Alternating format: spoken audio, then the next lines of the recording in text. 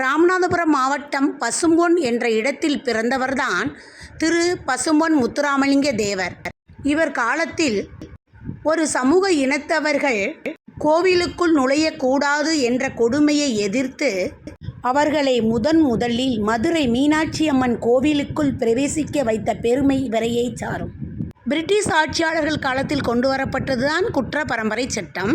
இந்த சட்டத்தின்படி ஒரு குறிப்பிட்ட ஜாதியினர் நிரந்தர குற்றவாளிகள் என முத்திரை குத்தப்பட்டனர். இந்த சட்டத்தின் மூலம் அப்பாவி மக்கள் தண்டிக்கப்பட்டதை எதிர்த்து போராடி 89 ஜாதியில் இருந்த எத்தனையோ லட்சக்கணக்கான மக்கள் இந்த சட்டத்திலிருந்து விடுவிக்கப்பட்டார்கள். நேதாஜியின் ஆதரவாளராக இருந்த தேவர் அகில இந்திய பார்வர்ட் கட்சியில் பணியாற்றி 3 முறை மக்களவைக்கு தேர்ந்தெடுக்கப்பட்டார். தேவரின் பேச்சாற்றலை பார்த்து பயந்த பிரிட்டிஷ் அவருக்கு எதிராக வாய்ப்பூட்டு சட்டத்தை கொண்டு வந்தார்கள். அதன்படி அவர் எந்த பொதுக்கூட்டத்திலையும் பேச முடியாது. இருந்தும் தேவர் ஒரு வார்த்தை கூட பிரச்சாரம் செய்யாமல் தேர்தலில் ஜெயித்தது வரலாறு.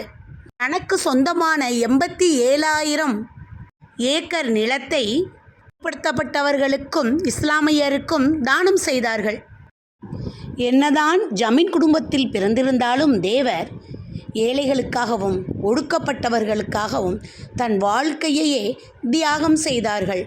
சுதந்திர போராட்ட வீரரான பசும்பொன் முத்துராமலிங்க தேவர் ஒரு சாதி தலைவர் அல்ல, அவர் பல சாதனைகளின் தலைவர். அவரை வணங்குவோம், போற்றுவோம். இந்த மாபெரும் தலைவரை நினைவில் கொள்வோம்.